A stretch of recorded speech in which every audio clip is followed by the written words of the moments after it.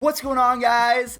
It's Fuzzy. Welcome back to yet another MLB recap video. The first thing I want to mention is you guys love these videos, so what I'm going to be doing is Monday through Friday, I should be coming out with a new episode of MLB recap every day at 11 a.m. Pacific Standard Time. I think that's 1 o'clock Central Time and then 2 o'clock Eastern Time, so guys, do not miss it. So we're going to have a little schedule going. And then for all of my MLB The Show 18 peoples and my IRL challenge videos and my baseball skip peoples, I'll be releasing those videos at 3 o'clock. So 11 o'clock a.m. Pacific Standard Time and 3 p.m. Pacific Standard Time, you will see videos from me. Make sure that you guys mark that down and do not miss it. And the last thing before we get into the videos is I never ever plug my Twitter or my Instagram, but if you guys want to follow me right here, it's at FuzzyFromYT on both Twitter and Instagram. So if you guys want to see some tweets from me or some pictures from me, go ahead and follow me there because I've never promoted on my channel ever, so I just want to do that real quick. So guys, thank you so much for watching. Let's get back into baseball. Fly ball center field, struck well, deep far, and that ball is gone off the batter's eye. Reyes tags this one to deep center field. This was a blast by Franmil Reyes.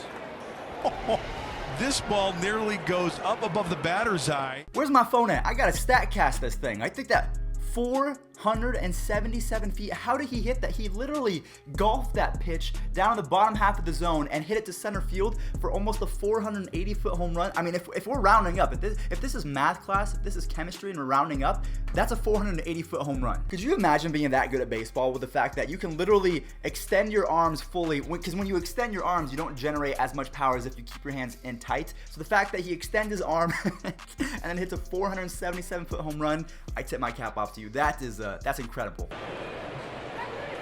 It's still 3-0. Fly ball. This is going to be tough. And Melky Cabrera with a sensational catch. I believe I can fly. I believe I can touch the sky. Ooh, ouch, ouch. The milkman. I don't know if that was a face plant or was pretty close to it, but he's coming in clutch with the web jam. So I think the way that I'm going to structure these videos is I'm going to show like the farthest home run of the day, a web gem, and then maybe like a feel-good story. So we had the 477-foot home run, we had the Melky Cabrera web gem, and now we kind of have a feel-good story. So do you guys know who Jesse Chavez is? Jesse Chavez, he kind of came up to fame with the Oakland Athletics. This guy, when he's on his game, in my opinion, he's up there honestly with Danny Salazar when they're on their game as the most filthy pitchers in all of Major League Baseball, because Jesse Chavez, he can throw 95 to 98 miles an hour. He's got a devastating slider and curveball. So this guy has been on 9 different teams in 11 years. So there was a story on ESPN. So again, 9 teams, 11 years. And so I want to say, Chavez, keep it going, man. Even though it's your 9th team in 11 years, you're making a profound impact this year for the Cubs. And they're a World Series contender. So hopefully Chavez can get them there. Yeah, so I thought that was pretty awesome. So let's get kind of into the meat and potatoes of yesterday's news. And I mean, if we don't start it off with the Red Sox walking off the Yankees, what are we doing? The first pitch lined into center field, a base hit. Leon scores. Here's Mookie. Swinging a bouncing ball to deep third, backhanded by Andujar. Long throw and drop. So as you guys saw, one of the best hitters in Major League Baseball was going against one of the best closers in Major League Baseball. We can see that JD Martinez won this battle against Aroldis Chapman. So that was the tie of the game and send it to extras. Now the walk-off hit Mr. Andrew Benintendi. This is why sometimes the shift does not always work, because I think this ball might have been caught if there wasn't a shift on. Swung on and a bouncer toward the right center field area. That's throw. Here comes Renda. He scores. And Andrew Benintendi sends us home. One thing I want to say about that clip is, yes, it was a walk-off base hit for Andrew Benintendi and he scored easy, but did you see that throw from Aaron Hicks? There's no StatCast on this because it was a loss. They don't care about it, but I thought that guy was scoring easy, and he eventually did, but he made it so much closer. He could have said, you know what, game's over, I'm done, I'm not even going to attempt to throw this guy out, but he threw an absolute seed to home plate, and the catcher missed it, but dang, he threw that ball hard. I think Aaron Hicks has the best arm in all of baseball, but Brett Phillips is not too far behind. Jackie Bradley Jr., we've already made a video on this.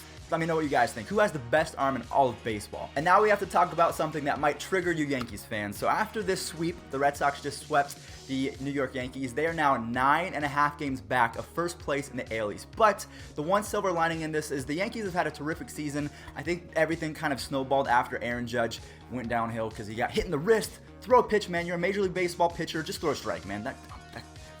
When players break things because they get hit by pitches, oh, it makes me so angry. It makes me so angry. You're getting paid millions of dollars to throw a strike. That's besides the point. Mistakes happen. I get it. Let me just go back.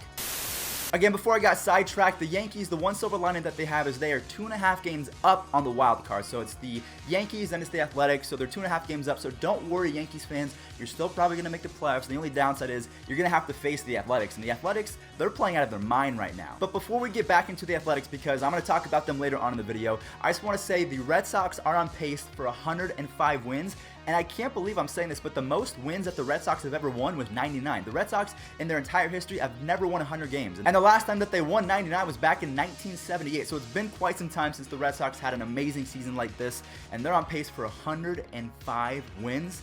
They are no joke. So again, quick little recap. After the sweep, the Yankees are 9.5 games back, but they're still 2.5 games up on the wild card, so they probably are going to make a wild card spot. Aaron Judge is almost coming back, so Yankees fans, don't freak out. But if you're a Red Sox fan, you got to be feeling pretty good about your team. Hit the home run. Like that. Deep right. He's done it again. The league leader in home runs, Matt Carpenter. Struck him out the first time, he lined out to center, and this time he gets him. Man, Matt Carpenter is on fire. He's hitting .282 on the season with 29 home runs and a .982 OPS. For those of you who don't know what OPS is, it's one of those things that if you're above 900, you're pretty much elite. So the fact that this guy is almost to 1,000 just shows that he is having an amazing last 2 months of baseball, because when he first started off the season, I think he was hitting 210, 215 for pretty much the entire year, and then all of a sudden something clicked. You guys know if you're a baseball player, something clicks in your brain and you're off. You're set for the rest of the season. So this begs another question. Is Matt Carpenter in the discussion for MVP? And I think now if we kind of expand that discussion, I think you have Nolan Arenado in there, Freddie Freeman, Javier Baez, Lorenzo Cain, Christian Yelich, and then Matt Carpenter. So guys, let me know in the comment section down below, because I will be making a video on this. Trust me, but let me know. Who was your early season favorite to win AL and NL MVP? Springer runs. Grandal's throw is on the third base side, but a tag slapped down by Taylor, and they got him. And Springer is in some pain holding his hand. The slide. Oh, it looks like with the tag, maybe his finger got caught in the webbing. No, not George Springer. George Springer is one of my favorite players in all of baseball, because one thing I will say is I somewhat have a stutter, so I can really empathize with George Springer. If you guys don't know, George Springer has a stutter, and he's never let that get him down. And the fact that he is one of the best players in Major League Baseball, that just makes me feel even better. Like, guys watching right now, if you guys have a stutter and if you guys don't want to make YouTube videos, I'm the perfect example, okay? I stutter left and right. I gotta restart these videos pretty much every second just to restart my sentences, and same with George Springer. So guys, do not let anything hold you back. I know we're getting a little bit mushy and cheesy right here, but guys, if you have a dream in mind, don't let anything get in the way, whether it's a stutter or anything about you. Don't let it get in the way, okay? You can do anything. All right, that's cool. Enough mushiness. George Springer, his x-rays did come back negative, so I don't think he's gonna be hurt going forward, but this is somewhat something that we have to consider, is there's always injuries that can play a part, because if the Astros, if they lose Springer, if they lose Altuve, if they lose even Roberto Osuna, someone that they just added to the bullpen, it's gonna take a hit. So you guys might not be Astros fans, but make sure that you guys put in a quick prayer for George Springer and his thumb, because it's never fun when you dive and hurt your thumb, because it's the worst feeling where you feel like your thumb just snapped off. So our next story is coming out from Cleveland. This makes me so happy. Jose Ramirez is my height, 5'8", maybe 5'9", with cleats. He just hit his 33rd home run to tie JD Martinez for the league in Major League Baseball, and just, it's a thing of beauty. Just watch. Ramirez launches one high and deep to right field, and gone to Souvenir City.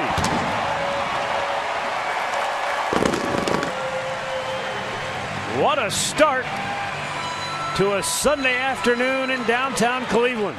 Man, Jose Ramirez is having an all-time great season. He almost is at 30 steals as well. So this season alone, if he can keep up pace, he's going to have a 300 average. He's going to have 100 runs. He's going to have 40 home runs. He's going to have 100 RBIs, and he's going to have 30 stolen bases. And the fact that he might not even win MVP because Mike Trout is having an historic season as well. The one thing that kind of sucks about this situation, because Mike Trout is having an all-time great season, is he's been injured twice already this season. I think once he missed 10 games, and now he's injured again. And now he's injured again, so he's going to miss, I don't know how much time, and then Mookie Betts is still doing Mookie Betts' thing. So I think the AL MVP race is going to be a whole lot closer than the NL, because you got Mike Trout, Mookie Betts, Jose Ramirez is having an all-time great season.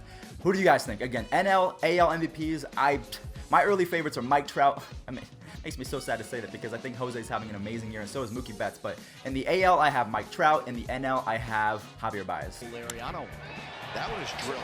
Right center field, and it is gone. Here's the 2-2 pitch to Rodriguez. Swung on to miss him. Got it. Him as they should, of course.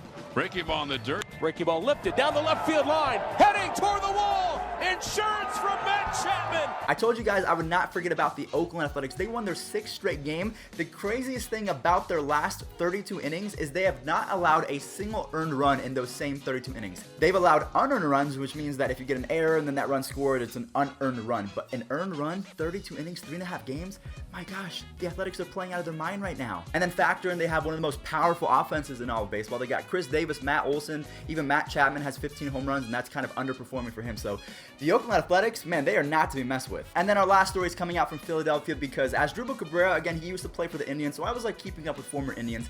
But he hit this ball very far away, and I just like when guys showboat. It's fun for me. I don't really care. But watch this home run from Asdrubal. This guy pimped it. Watch it.